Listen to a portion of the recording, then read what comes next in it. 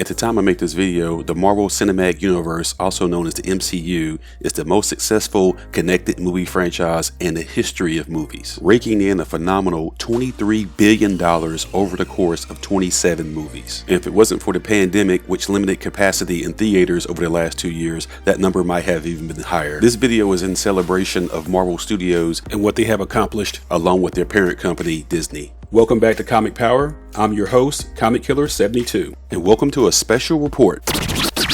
In this video, I'm going to rank all 27 MCU films released so far. Please subscribe to this channel and click on the notification button as well. It will remind you when new videos drop. Alright, let's go.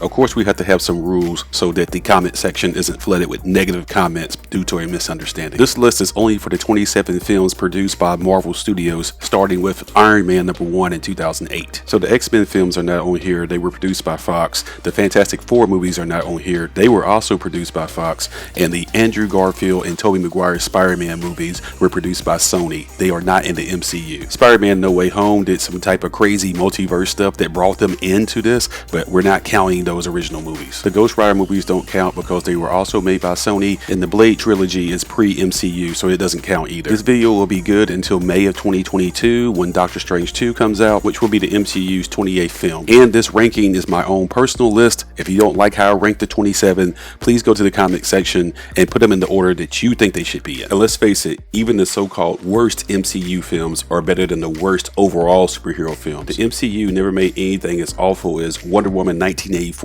Catwoman, Green Lantern, or X-Men's Origins Wolverine. Let's proceed. Number 27 is Thor: The Dark World from 2013. Probably the most forgettable movie in the MCU. The villain Malekith is supposed to look like this in the comics, and they made him look like this in the movie. That's awful. The film is boring, the attempted romance falls flat, the only thing worth watching is Loki. Number 26 is Iron Man 2 from 2010. The best part of this movie is when Tony testifies in front of the Senate very defiantly, and we get the introduction of Black Widow, which is also great. But then the film suffers from too many competing storylines. His relationship with Pepper, Rhodey getting his armor, his daddy issues, his comparator Justin Hammer, and his own technology is slowly killing him. And Mickey Rourke as Whiplash is probably the worst villain in the history of the MCU. Number 25 is The Eternals from 2021. This film suffers from trying to cram too many unknown characters into one film. There's 10 of them, so they don't get enough screen time in this ensemble cast. And I think casual fans walk away from this not really knowing who the real villain is. I think it would have been a much better Disney Plus show so they could have fleshed out all the characters. So I don't think the movie is horrible, I just think it's the wrong format. A 2-hour and 30-minute movie isn't going to allow you to flesh all of this out when you're dealing with 10 unknown characters. Number 24 is The Incredible Hulk from 2008. The story is okay, but I find the CGI pretty bad, even for 2008 standards. It's substandard. And I never liked Ed Norton as Bruce Banner. He's a snarky type of actor,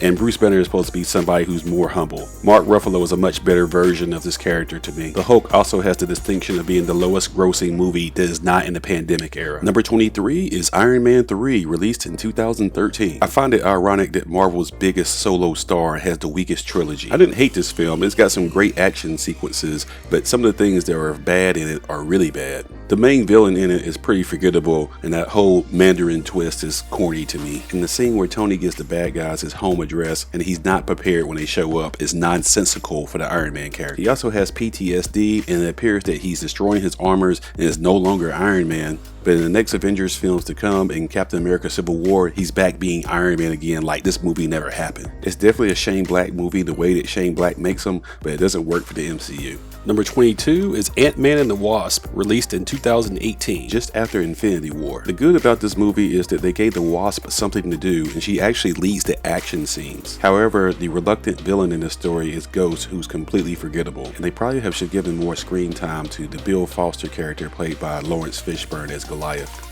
Like some type of tease of his costume or something. I'm sure his role will be bigger in Ant-Man 3, but Ant-Man 2 is completely forgettable. You can just skip it. Number 21 is Doctor Strange Part 1, released in 2016. As they always do, Marvel got it right in the casting with Benedict Cumberbatch playing Doctor Strange. Those British actors are so good, and the movie succeeds because it accurately captures the Ditko, colorful, acid, trippy looking visuals that makes it feel like somebody spiked the punch when you drunk it. I don't think we're in Kansas anymore, Dorothy. And Benedict Wong, playing Wong, is also another great British actor in his supporting role. Where the movie fails is forced comedy, like name-dropping Beyonce. Hey, I love Bey, but they shouldn't be name-dropping her in this movie. The film is good, it's just not as good as it should be, and the forced humor was really cringy. Number 20 is Thor Part 1, released in 2011. It's another one of those just okay movies that you don't have to see. Instead of embracing the Kirby comic bookish Thor, it looked like they were shooting for some epic fantasy like Lord of the Rings, and they failed at capturing that style. And just like in Thor: The Dark World, the forced romantic subplot just does not work. They have no chemistry. The movie's called Thor, but Loki's the most interesting character in it. Number 19 is Guardians of the Galaxy Part 2, released in 2017. It pains my heart to put this so low because there's so many things I like about this film. The will they or won't they romantic subplot is working in this movie between Gamora and Star-Lord. The same thing with Mantis and Drax. The tortured scars on Nebula and Rocket Raccoon really make you love these characters even more. But the story fails in introducing the main plot, which is the villain of Ego being Peter's father, and it's just not a very interesting character. So everything is working in this film except for Ego, and that's a problem. Number 18 is ShangChi and the Legend of the Ten Rings, released in 2021. I didn't like this film as much as I thought I was going to like it, considering I was such a big fan of the comic back in the day when I was a kid. And don't get me wrong, the fight scenes like on the bus, I loved them. The betrayal of Wen Wu, aka the real Mandarin, I also liked that. I didn't like the idea of the Ten Rings being so cosmic in nature, at least known this early. The same thing with the dragons. I think it took too much away from the main character in the third act and kind of made it like a monster movie, like I was watching Godzilla or something. I think they should have kept him more street level as the master of Kung Fu in Part 1 and then expand on the epic fantasy stuff in Part 2 and Part 3. Number 17 is Spider-Man Homecoming, released in 2017. This is Peter Parker's first solo movie in the MCU, and it's good but not great. In saying that, Tom Holland is my favorite Spider-Man of all the people who've played him so far. The most interesting thing about this movie, obviously, is Michael Keaton giving a masterclass in acting. He's just wow in this film. The bad about this movie is that they make him way too dependent on Tony Stark, aka Iron Man. I get it, Tony is supposed to be his mentor, he's still pretty new at being a superhero, but he just worships Iron Man just a little bit too much and it takes away from the film. Number 16 is Black Widow, released in 2021. I did like Black Widow, and it had the huge task of being the first post-pandemic movie released in theaters from Marvel. It includes some really great action scenes that I love, but what made this movie work so well is the connection between Natasha and Yelena. They really sold it to the audience that they care about each other like surrogate sisters. The reason I don't have this ranked higher is because the movie is too late. The events of the film take place in 2016, the film was released in 2021, and the character is dead in 2023. So it's kind of hard to pull for a character that you already know that's dead with a movie that's been shoehorned that should have came out 5 years ago. Some people were disappointed in how they used Taskmaster. It wasn't a big deal to me personally. If they will continue the Black Widow movie series with Florence Pugh as the hero, then I'm here for it. Number 15, Avengers Age of Ultron, released in 2015. There's a lot of great things that happen in this movie, but it's been rated consistently as the worst Avengers movie so far. I was really excited to see the first full appearance of Wanda and Pietro, and Elizabeth Olsen as the Scarlet Witch has been everything and more in what I imagined in this character. She's excellent. How they introduced the Vision and Paul Bettany playing him has also been great. And what I didn't like is, if you're going to introduce Quicksilver, why are you going to kill him so fast and so easy? I felt like scenes like the Hulkbuster armor were designed to sell toys instead of add something to the actual film's plot. And I think they made the villain a little too goofy and too jokey. He's an AI that's supposed to have some personality, but they made him a little too silly in my opinion. In saying that, the movie's still good when it should have been great. Number 14, Captain Marvel, released in 2019. I was happy when this movie made $1 billion at the box office so it could silence the trolls who were trying to tank this film because they were not happy with the feminist stance of its lead star Brie Larson. But the reality is, it's a pretty solid origin film. We get introduced to the Skrulls for the first time in the MCU, and their ongoing war with the Kree is explained. This movie has some of the best CGI I've seen in the MCU. Brie has been busy in the gym getting bulked up for Part 2. Can't wait. Number 13, Ant-Man Part 1, released in 2015. By far the most silly and ridiculous franchise in the Marvel Universe, and it doesn't shy away from it. It doubles down on its ridiculousness. And Paul Rudd is perfectly cast for this role. Michael Douglas as Hank Pym as well. Evangeline Lilly doesn't get much to do in this movie, but the end credit with her suit is a big payoff. Using Michael Pena to explain the exposition in a hilarious way works so well. The movie is just a very fun action comedy heist. Its only failure is having a generic, forgettable villain with powers that are similar to the hero, something Marvel has done way too much. Number 12, Spider-Man Far From Home, released in 2019. This is a very fun movie to watch as we see Peter readjust to his life post-blip. On a school road road trip to Europe where things go bonkers. We're introduced to Jake Gyllenhaal as Mysterio, which really works, and the chemistry between Tom Holland and Zendaya is electric. There's a natural attraction there that feels like they're dating in real life. This movie will always be fun to watch, but like Homecoming, it's still too dominated by the shadow of Iron Man. Giving a superpowered teenager a high-tech suit is one thing, but giving him a set of glasses that can call in a drone strike at will is just jumping the shark to me, even for a comic book movie. I'm probably overthinking this though. Number 11, Captain America Part 1, released in 2011. I thought the casting of Chris Evans as Steve Rogers from the very beginning was a good choice, and I'll admit the first time I saw this movie, I found it to be slow moving and kind of boring, but when I go back and watch it, I appreciate how they incorporated the Howling Commandos. The scene where he's turned into a super soldier with Peggy Carter really works, and Captain America made his debut in comics in 1941 punching Hitler, so recreating that in a campy way was a good touch. I would still say at this point that Captain America has the best trilogy of all Marvel's heroes. It all begins here and it's better than you remember. Number 10, Thor Ragnarok, released in 2017. After the first two Thor movies were not so well received,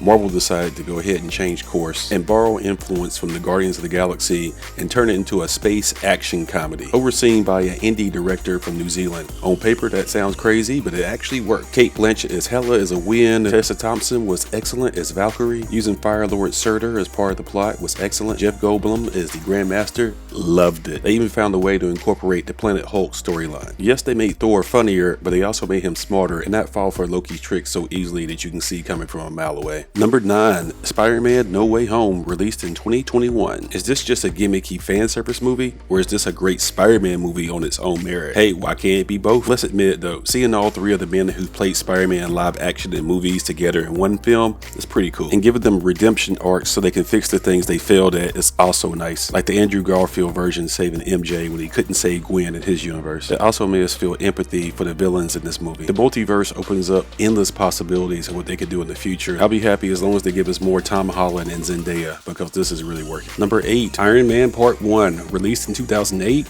and the MCU starts here. It really showed that Marvel knew what they were doing in casting by bringing in Robert Downey Jr. as the lead as Tony Stark and not dealing with Tom Cruise's massive ego or Nick Cage's goofiness. They did an incredible job of following the origin from the comics and giving us the Mark I armor, and Joaquin Phoenix was the first actor to win the Best Actor Oscar for a comic book movie, but it should have been Robert Downey Jr. He was just incredible as Iron Man at such epic proportions. I didn't think Terrence Howard was right for Rhodey, so when they replaced him, I was happy with that. And this film started that trend of having a villain that has a similar power to the hero, which Marvel used way too much, but I'm nitpicking. I absolutely love this film, and I go back and watch this at least once a year. Number 7, Captain America Civil War, released back in 2016. Considering all the major players are in it except for Hulk and Thor, you can call this Avengers 2.5, but I call it an orgy of comic book source goodies, being adapted perfectly to film that I can nerd out to. We get the first live action appearance of Black Panther, Crown Prince T'Challa, and the first appearance of Spider-Man in live action in the MCU, played by Tom Holland. And the airport fight scene is one of the best things ever in life. The plot involving Baron Zemo pulling strings makes no real sense, but we really don't care because we're having so much fun. And like Cap said, I can do this all day. Sure can. Number 6, Avengers Endgame, released in 2019. You would think this movie wouldn't work and it would implode because there's a lot of things that people don't like about it. Like in his grief making Thor a fat slacker dude, or taking the action hero out of the Hulk and turning him into Professor Hulk, whose key mission is to explain what's going on to the audience. And of course the time travel plot, because all time travel movies have plot holes, but it overcomes that because we're so vested in finding out what happens to the Avengers and how to recover after the snap. And we get one of the best third act climax action scenes in the history of cinema. And Tony Stark, the character that the MCU based its foundation on, going out and sacrificing himself like a G. It's just so much fun. You gotta love this movie. Number 5, Black Panther, released in 2018. There's just so much going on for this movie in terms of Afrofuturism, the subtext of black nationalism, and what responsibility you have to help others if you're well off and they're not. It's a very deep movie. If you're just looking at the surface of it, it's just a very entertaining film. It's the highest grossing movie of all time with a majority black cast, and it was the first comic book movie of any kind that was nominated for a Best Picture Oscar. Until Thanos made his first full appearance in Infinity War, I believe that Killmonger was the best villain in MCU history. Unfortunately, we lost Chadwick Boseman in real life, and it's going to be with a heavy heart watching these movies going forward in the future. But the mantle of the Black Panther will continue. You did us proud, Chad. Number 4, Avengers Part 1, released in 2012. This is the epic fulfillment of Marvel taking its time, building its independent solo characters by themselves, and building up to this big foundation of the Avengers. And at the time it was released, it was the only comic book film not named Batman to make $1 billion at the box office. At 10 years old, this movie holds up incredibly well. The Avengers were formed in the pages of Marvel Comics in 1963, with Loki being the key villain. So it was only fitting in the live-action movie that he would be the villain in this as well. When the Avengers theme plays and they all form in that circle for the third act of the film, when they're about to go into battle, it just warms your heart with excitement. I love this film. It's a remarkable achievement. Number 3, Captain America, The Winter Soldier, released in 2014. Cap probably has the best overall trilogy of all of the Avengers solo members, and The Winter Soldier is the crown jewel. It's basically an action espionage spy thriller disguised as a comic book movie. The action is more grounded like a Nolan Batman film, so anyone that likes action movies that doesn't even like comic book films could like this movie. The chemistry between Chris Evans and Sebastian Stan as friends, foes, and then friends again really works. What can you say about ScarJo? Marvel messed up by not giving her a solo film a long time ago. Number 2, Guardians of the Galaxy Part 1, released in 2014. This was Marvel's 10th release, and I'll be honest, this is the one I thought they were going to fail at, because no one had heard of the Guardians of the Galaxy, and they had all these quirky characters like a gun-loving raccoon and a tree man. It can only repeat his name. This is supposed to crash and burn, but it didn't. It was a mega success, and it even outperformed the amazing Spider-Man in the summer of 2014. This was Marvel ascending to the throne as king and forced Sony to stop making Spider-Man movies on their own and bring him into the MCU and just partner with them. Guardians works because the lead character of Peter Quill is basically a mix of Indiana Jones meets Han Solo, but with the ridiculousness of, say, Galaxy Quest thrown in. This is one of those films that I always come back to and love it even more, because I am Groot. And last but not least, number 1 is Avengers Infinity War, released in 2018. What can you say? This is a sci-fi action thriller of the epitome of these type of. It's like a Shakespearean tragedy where the bad guy actually wins. So you could compare this to The Empire Strikes Back from Star Wars. It's the first comic book film I had ever seen where grown men were actually crying in the theater when their favorite characters died. In my opinion, Marvel was able to successfully adapt Thanos and make him on the level of, say, Darth Vader in terms of pop culture impact. Infinity War was a great adaptation of Jim Starlin's Thanos Quest, a 2-issue graphic novel series, which showed the journey and how Thanos was able to get the 6 Infinity Stones, and the Infinity Gauntlet, a 6-issue miniseries which broke down the battle between him and Earth's heroes. The Infinity War movie is such an epic tragedy that it doesn't even need music to boost the pacing of this 3-hour movie. It uses 2 songs in the whole movie: the Rubber Band Man when the Guardians of the Galaxy show up, and the theme of Black Panther when they go to Wakanda. I've never seen anything like that before that worked in a movie, and it absolutely does, because it shows the bleakness of what's going on here. It's got some of the most quotable lines in MCU history as well. I am Groot, I am Steve Rogers. You should have went for the head. Get this man a shield. I absolutely love this film and will hold up forever as an epic achievement in cinema. And in my opinion, the best of 27 MCU films so far. You know the drill. Be sure to subscribe to this channel, give it a thumbs up, and share these videos on social media so others learn about the Comic Power channel. While you're here, be sure to look through my archives and look at some of my previous Thanos videos, like where I predicted in advance which characters were most likely to die in Infinity War. Go back and watch that and see how many I got right. And then of course the video where I make the claim that Thanos has eclipsed Darth Vader as the most popular sci-fi action villain. And be sure you go into the comic section and rank all 27 MCU movies in the order you think they should be ranked. For now, this is Comic Killer 72 for Comic Power saying bye-bye.